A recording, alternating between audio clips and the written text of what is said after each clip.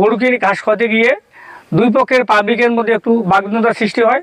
সেই বাগবিতণ্ডার সৃষ্টি সিলে হতে পারে আমাদের ধল্লা বিজেপি ক্যাম্পের টহলদার দল ছিল সেখানে তড়িগতিতে সেখানে আসিয়া দুই পক্ষকে সরাই দেওয়ার পরে ওরা ওদের গন্তব্যস্থলে আমাদের লোকজন আমাদেরকে নিয়ে আসে। ওই সময়ের মধ্যে আমাদের টহল দল আমাদেরকে যে সহযোগিতা করছে, সহযোগিতা না করলে ওরা যেভাবে অস্ত্রশস্ত্র নিয়ে আসছিলো তাতে হয়তো আমাদের ক্ষতি হইতো।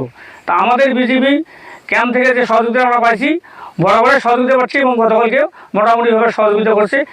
বিজিবিরা ওনারা সেখানে উপস্থিত হয়ে আমাদের ওই লোকজনকে ওদের ওই ইন্ডিয়ান লোকজনকে ধাওয়া করে এবং তারা সরে যায় এবং আমাদের লোককে ওরা নিয়ে আসে যে এখানে কোনো গন্ডগোল করা যাবে না, সীমাতে আমরা সবাই যাতে সুষ্ঠুভাবে থাকতে পারি।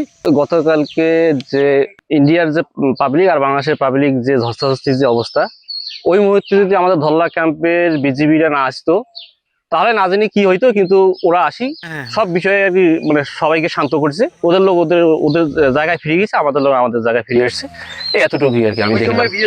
আমাদের যে বিজিবি ভাইরা আসছে আমাদের এখানে বর্ডারে আমাদের অনেক সাপোর্ট থাকে, যে আমাদের বাড়ির পাশে সবসময় বিজিবি ভাইরা বসে থাকে। তারপর হচ্ছে যে বর্ডারে যদি কোনো গ্যাঞ্জাম লাগে, অনাকাঙ্ক্ষিত ঘটনা ঘটার আগেই আমাদের টহল দল যারা থাকে তারা বিশেষ ভূমিকা পালন করে।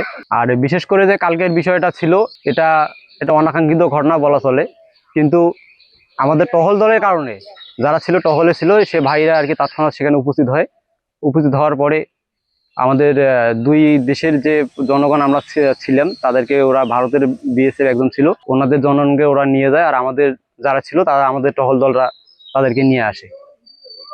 এখন পর্যন্ত আমাদের এলাকায় আর কিছু সমস্যা নাই, আমরা ভালোই আছি এবং বিজিবি ভাইদের ধন্যবাদ জানাই যে আমাদেরকে মানে সুশৃঙ্খল ভাবে শান্তিপূর্ণভাবে বসবাস করার জন্য।